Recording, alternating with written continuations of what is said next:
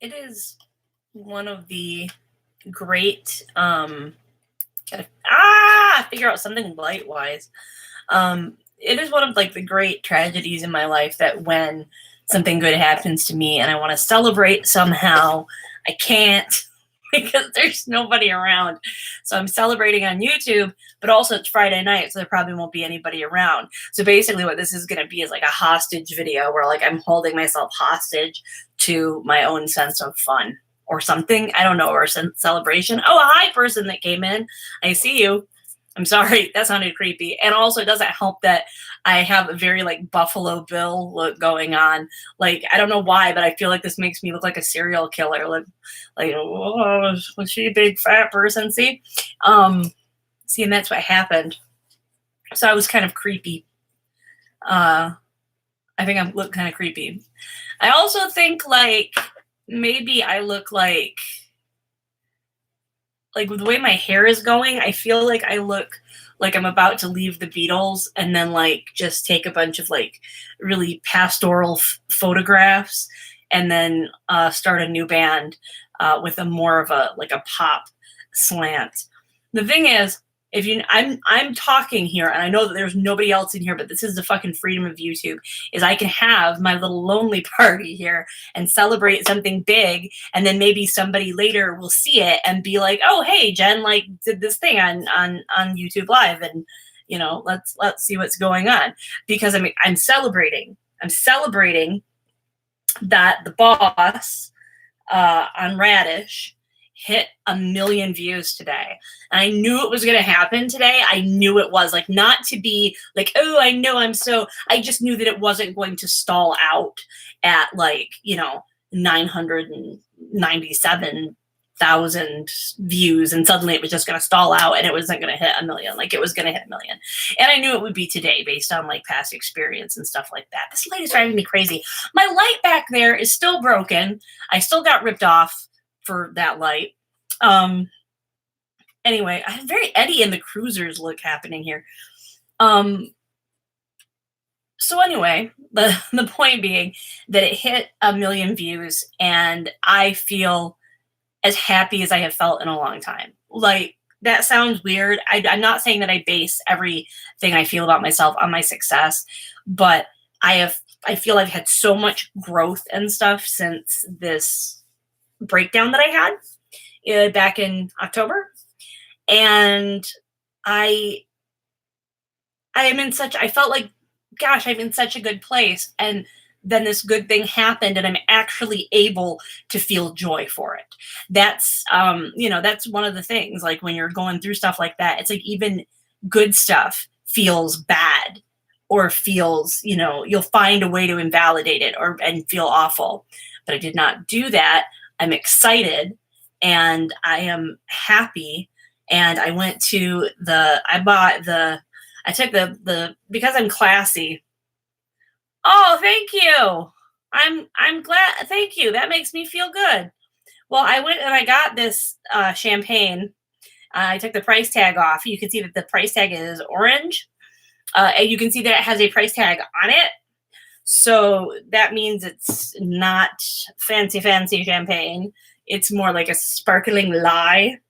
So, but I'm drinking it because I was like, I get to celebrate with champagne. I get to have like a good moment and a good feeling about this. And it was so liberating. But one of the things that I wanted to talk about was like manifesting. Hi, Miriam. I'm not saying that, oh, my awesome power, my awesome whatever, because I can influence the world and stuff like that. Because if I was really like super powerful and could just make successful things happen for myself just by like snapping my fingers or like doing the Bewitched thing, I don't know if I can. Is that how she did it? No. Was that it? Anyway, it doesn't matter if that's it. I don't know if I'm doing it right or not. I just learned how to wiggle my ears recently. So, let's see, I was talking about that. Well, manifesting. I don't think that it's like I could just completely change everything and make myself the super biggest, most successful author in the world of all time through just the power of positive thinking. That's a lot to hang on yourself. But I did make a concerted effort last year to start doing some of the things that maybe in the past I like sort of poo-pooed about, various spirituality and things like, oh, The Secret. It's not The Secret. I'm not doing The Secret. But I have done like some manifesting, and one of the things that I've done is I have this altar. You can't, like, my office, I mean, this is just such a fucking catastrophe of like art projects and all that. But back there by where the 2 guitars are, 3 guitars, 4, where the 4 guitars are, I'm not a hoarder. That's a whole different story. Everybody in my family has a guitar, but for some reason they all got to live here. I think it's because we have a puppy. Anyway, it's temporary. They're temporarily living here. So this back behind me here is, and I wish I could show you a little bit better. Thank you, Helen. Is my creativity altar. And my sort of, there's things on there that are like important and help me. Like you may notice there is a typewriter there. So the typewriter was given to me by the friend who was married to the worst person in the world from my blog. What I had to do with the typewriter was I had to clean it because it had been a gift from him, and and he had typed like a little letter about like how meaningful our friendship was and stuff in it. And I was like, okay, this is a lot of baggage, and this is a lot that I got to take care of here. So I cleaned it, like physically went in and cleaned it up. And then I went in and then blew the compressed air to blow like the little dust and stuff out of it. I got it to somewhat working condition again, or a better working condition again, replaced the tape and had to clean out where people had put oil in there, and you're not really supposed to put oil in there. And I mean, I really obsessively learned about typewriters to fix this thing as part of the cleansing process to get, from the energy from where it came from. And then I did like a more spiritual cleansing thing. And I did, no, I didn't sage it because I don't use sage. But I did a cleansing thing, and then I did like a sort of like, I don't want to say I have an enchanted typewriter, but basically I just did a thing to like ask like Calliope, because I picked a muse that I really liked to like help inspire me and stuff like that. And so the typewriter, even though right now on top of it, because I haven't had a chance to hang up that Business Centaur's Virgin Temp shadow box thing that my friends made me because they're goofy. But when that's not on there, if I'm stuck writing or I don't know what I'm doing or I need some motivation, I go to that typewriter and I will type like, I am going to make my goals today. I am so creative. I am very productive. I am whatever. And I type that onto this thing that, like I said, I did get cleansed really good in both senses of the word, but on this thing where I'm like legitimately saying these things to myself in a form that, is sort of dedicated just for that practice and just specifically to that muse. So got other things up there too. I have a vision board thing that I made. I think what I'm going to do is I'm going to go most complicated to least complicated. The vision board thing is just a goofy thing I did where I made a fake check, like made out for $1 million, to me for, it was a big advance for a book or whatever. And I have the New York Times page, and I photoshopped my book as number 1 on the New York Times bestseller list. There's also a 9 of Pentacles on there. There's a line for a book signing. There's a really nice trailer, because honestly, my biggest goal that I want to manifest is either a very spooky house or a really nice trailer. Like, those are the 2 things that I would really like. One of those 2 I would be happy with. So it's like a manifestation thing. Like, I want to be able to get that for myself. I put it on. It's a canvas. It's a square canvas. I painted it green because, money. And then I went through and I wrote, Anthony Head is on. Okay, Sydney, I will explain Anthony Head in a minute. Absolutely. I will finish explaining the vision board thing. What I did was I basically put down things that I wanted to see on a canvas that I had painted green, and then I had taken gold because it's a lucky color and it's a color of success, and I painted a sigil. And I actually have, this is another thing, and a lot of this stuff is either stuff that I learned from Molly Roberts or I inspired something, like Molly Roberts inspired me to do something.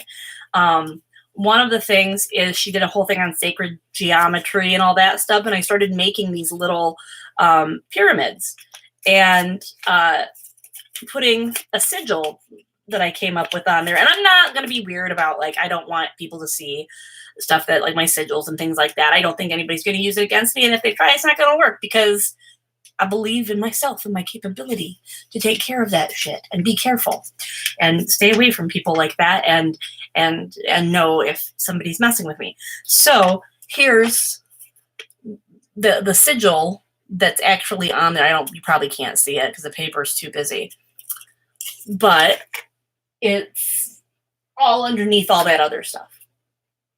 And I didn't put for specific books, and I didn't put specific publishers or anything like that. Just something fun that I can look at and go, hey, you can achieve this.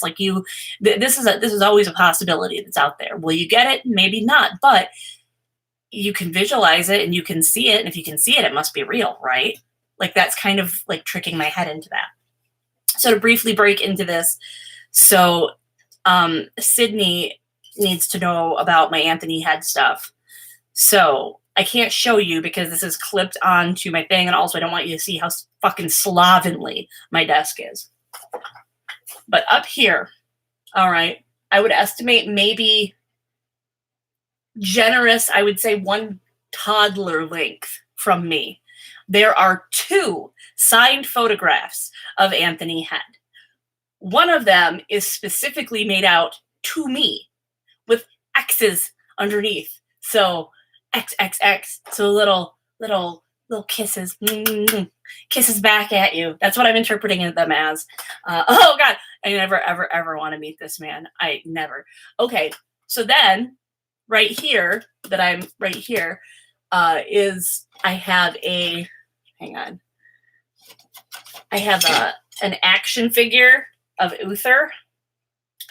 I have an action figure or a little block figure of Giles. I'm not going to take it all down, but I have an action figure of Giles and a collectible plate with Giles on it. I have a signed copy of Anthony Head's album. I have a mask of his face that I made another video about. I just remembered it and is laughing so hard because Petra sent me also a Louis Capaldi one, a Billy Joel one, and an Ed Sheeran one, and she cut their eyes out of the masks and stuffed them inside a card. Anyway, I have just a ridiculous amount of stuff. Of Anthony Head stuff up here. I've got a Doctor Who audio that he did. I've got a signed copy of his album, I think I said. I've got all sorts of bonkers shit. I've got the 2-disc soundtrack set to the Love Over Gold, the commercials that he did. There was a 2-album set. It's over here. Hang on, I'm gonna lean for it. Okay. It is a 2 CD set of music inspired by the Coffee People. Yeah. So you're right. You know what? I should be mentioning Anthony Head because of how deeply and strongly he influenced the character build of the character skin of Neil Elwood for me. That's true.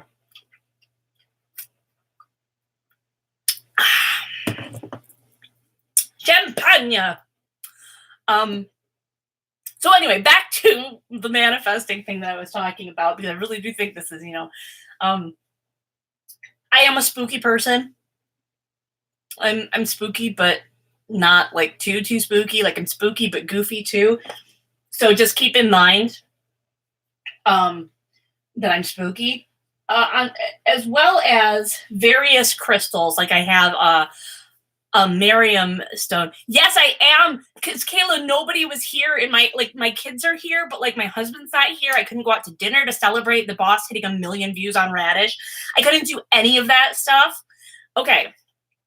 So yeah, so I'm drinking by myself in my office, hanging out on YouTube Live and talking about manifesting and letting everybody see how like shitty and garbage filled my office is. Anyway, there's a calligraphy stone obelisk. There's some chunks of various minerals that honestly, if Bronwyn Green were here, she would know what they were, but I just know that they're for creativity. I like rocks, I like stones, they're my thing, but I don't keep trying. I don't need to know I mind my own business. I don't need to know their names. I don't need to know whatever. I just need to know like, oh, this blue rock does this. Sweet. Okay, this blue rock does this. Great. They don't look alike, so I know what they do. These are the blue rocks that do creativity and shit like that. Okay. So I've got those kind of gridded out there with a Miriam stone or a calligraphy stone obelisk in the center. I also have some just random clusters of crystals that are up there that I just felt like should be up there. There is a bottle of sand and rocks from Lake Superior, from where me and my friends, the ladies of the lake, take. I guess now we're the ladies of the lake. I've got to bring that up with them now that I'm like just gonna like fucking blow the doors off and be like, hey, guess what? Guess what? No gender.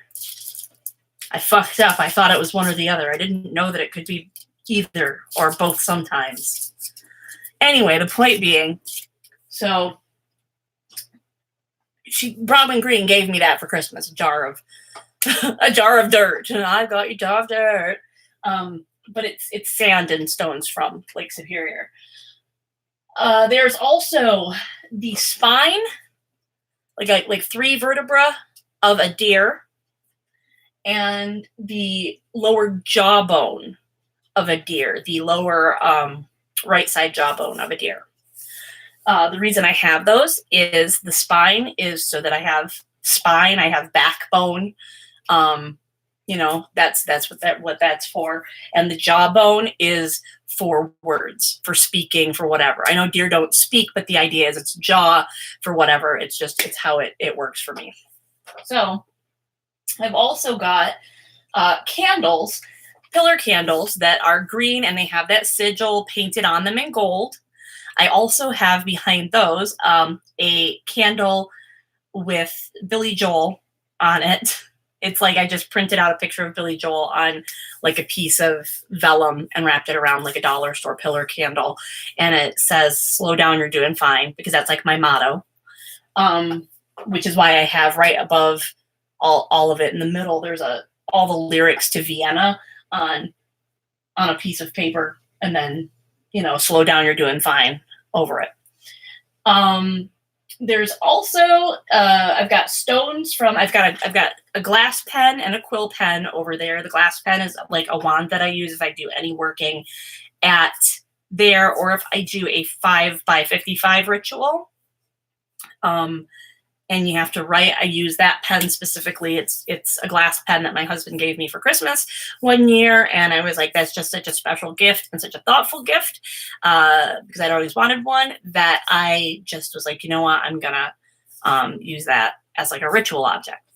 There is a painting, which if I move my head, it's actually Michigan. It's a painting of Michigan. I'm very connected to Michigan. I'm very connected to my home state. I am very Michigan. Don't look at the thing where the dog shredded paper towel on the floor. No, I'll put my hand over it. I don't want you to see where the dog shredded the paper towel. Anyway, that picture there of rocks and a moon is in a night sky shape of Michigan, and my little sister painted that for me. She is, I want to say she's 17 years old now. I'm really bad with ages. She's like 17 years old now. Because I have like I have a teenage little sister and little brother. My little brother is, nope, holy shit. I think my sister's 18. She might be 18. Oh my God. Sunrise, sunset. Okay, so I'm 1,000 years old. Anyway, she painted me that. You want to know what else is funny? My little brother is also young. I think he's 17. And he just started going to college to become a pastor. My mom turned out like... wait, how? Oh, how do I have young siblings? My mom was really young when she had me. She was 20 when she had me, and which isn't like really young, but it's younger than most people would like to have kids. I think I had my first kid at 22, and I was definitely I think way too young for doing that. But that might have just been me. But my mom had me when she was 20. And then when I was 18, or when I was just about to turn 18, she met my stepfather, and they had Samuel and Emily and Mark. And Samuel did not live. But Emily did. And probably my mom's going to be like, you said their names on TV or on YouTube. But then she had then my little brother, who's like a miracle baby because he was a micro preemie. And so he uses it like a weird flex all the time. Like, well, I was a miracle baby. But he's going to become a pastor. So there's like this weird sort of thing where we're like a Pokemon evolution thing, where it's like the first phase is like a mentally ill, disabled witch who smokes pot all the time. And then the middle is like my sort of artistic and very like forward thinking sister, but who's very like, she's like, likes church and stuff like that and has a lot of faith in Christianity. And then the final evolution is my brother's going to be a pastor. It's hilarious. I can't stop laughing about it. I'm dying. I mean, I know that I'm very old, and that's why like when I'm going, oh yeah, my brother just started going to college. That's crazy. But anyway, point being, what was I talking about? She painted me that picture, and because it was from my sister and it was this really creative, cool thing, and it was about Michigan, I was like, that has to go on my creativity altar. I think sometimes we get a little bit too caught up when we think about, I guess I should just call it my writing altar, really, because it's all focused on my writing and my career. I think we get a little too hung up on everything having to have some sort of heavy meaning or symbolism or be inherently organic or nature or something like that, but it just has to have something that's got meaning. In fact, one of the things that I think was really cool about Jim Butcher's series, the Harry Dresden things, is like how Harry's spells are like it's not like all arcane ingredients and like, stuff like that. So, no, he's my brother. Are you crazy? No, absolutely not. No, I held him in my hand. He was so small. I held him in my hand, just like this. I held him just like this because he was like a pound or under or something. He was red, and they were like, do you want to hold him? If you move too quickly, he might go into shock and his heart will stop. So, yeah, don't move. Yeah. No, thank you. You tell me that after they give it. Don't rock him because his organs are paper thin. And his bones are like little fish bones and they're very bendy. And I'm just like, holy shit. Like, I don't want to do that. Anyway, so like I say, we get hung up about this. Oh, one of my candles is also Lin-Manuel Miranda, but it's like a proper, like him in his Hamilton regalia, like an artist made it like a votive candle and put it on Etsy. That's my other candle that's back there. I've got selenite, I've got quartz, I've got a little as I was saying about the things having to be organic and arcane and mystic, is a tie with Billy Joel's River of Dreams on it, like the album cover on it. And my friend Petra, who sends me like the creepy ass serial killer masks of like, you know, so I could put them on and dance around and pretend to be Ed Sheeran, I guess. I mean, that, like, worse things have happened. I put it over there. It's like in a frame, and I was like, that's from a friend, and that's from a friend that I met through writing. So that's a success right there. Like, if I hadn't followed this path, I would have never met her or anything. Yeah, you're gonna see. Yes, I know. I'm so excited for Hamilton. Okay, that movie is gonna be fucking great. But all that stuff over there, if I'm blocked, if I'm feeling whatever, I'll go over there and I'll just feel the energy and I will manifest. I'll try to manifest things. I also, on Drunk Tarot, I showed my spell book, which just looks, I mean, isn't that great? I feel like if you went into Willy Wonka's office and you were like trying to find the book like that was hollowed out that he kept like the petty cash in, it would look like that. Anyway, this is like literally when I do a spell, it's about writing in this book. And again, I don't have a problem showing you guys stuff, but like, you know, I took like some Doreen Virtue cards and, you know, like the ask for what you want and stuff like that. I did a 5x55 ritual where it's every night for 5 nights in a row. You meditate on what you want, you visualize and manifest what you want, and you write a sentence that tells, you know, that says, I am, it's like an am statement. Like, I am a successful writer. Again, I don't remember what I wrote and I really can't read it because I used that glass pen and I have bad handwriting anyway. But, oh, I'm sorry, it's pixelated. Sorry. Anyway, so you do that you do it 55 times, 5 nights in a row. You write the sentence, so pick a short one, 55 times, 5 times in a row. And so and then they were like, well, you take it and then you burn the paper or something. Somebody said to burn the paper. And I thought, no, if I do it in here, I've got all that energy. Like, I feel like, you know, I can put my hand here and be like, yes, I've got all this positive energy. And now that I'm sitting here and I'm like touching it, I could put some back in and I could say, hey, the boss hit 1 million views. That's freaking fantastic. That's awesome. And then just store that up later. And so that was one of the things that I did. I also have, for writer's block, I have a page that has some maps on it. And I know that I do live way out in the sticks. You know where I live. You live in freaking a metropolis compared to where I live. Anyway, so sorry that you can't see it very well, but how I did this was, this picture here is a diagram of Terry Pratchett's Discworld. And then I have a printout of the schematic of a TARDIS. And then this is a sticker that I made of I took macaroni and I put it down on, I put it down on my piece of paper and I traced around it and I made a little private island and I gave it little regions all over the place.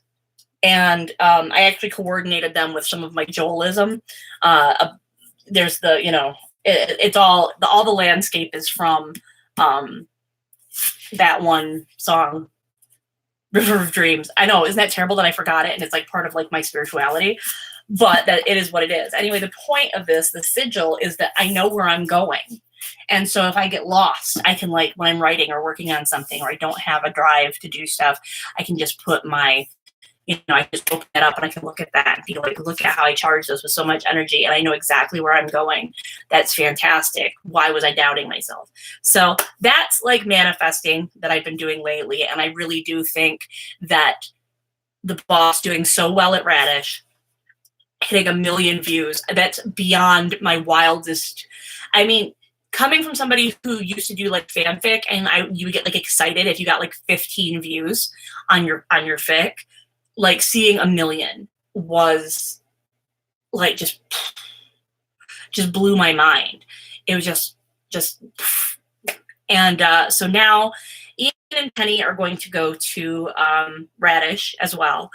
They will be coming out March 9th. it's going to be a little bit different. It's not like it's going to be all of Ian's book and all of Penny's book. It's going to be select scenes. So like their date scene at the beginning is not going to, you're not going to see it both from both their POVs, but like it'll be like one scene will be Penny's scene, one scene will be Ian's scene, one scene will be Penny's scene where she's doing something else, one scene will be, and it's sort of like director's cut or something, or some sort of like condensed soup version, so that you're getting the whole story and you're getting the most, what I feel are the most powerful points of view in the book from which characters. And I am going to write some more Ian and Penny in the future, but I might just write them that way, because while it was a fun experiment when I started out to write 2 full-length books from both POVs, it just feels like, I don't know, I'll see what happens. I'll see what happens. But anyway, I'm enjoying this. I am going to watch an episode of Everything's Gonna Be Okay, or whatever that show is called that I love so much, with the most adorable couple in it. And I'm gonna go swoon, and just swoon and swoon and swoon. And then I'm going to probably read fan fiction and go to bed and finish less than half of this bottle, because I got to get up early in the morning so that I can go with my friend Molly to float in a sensory deprivation tank. So thanks for being here, listening to me ramble. If you're coming to this video late, I hope something about it like worked for you. Like you maybe got an idea or something of something you might want to do to like try manifesting or whatever. And either way, it's cool that you got to see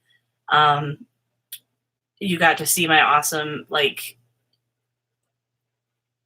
hairdo, and like I'm the mechanic that takes advantage of someone in a movie when they're trying to get somewhere in a hurry, and then like the mechanic comes out and is like, well, I don't, that's gonna be $700. Like, I mean, like that, like, I don't know what's going on with me today. I don't know. I know what's going on with me today. It's that the boss hit 1 million views. Anyway, thank you for celebrating with me. I'm gonna go watch that show.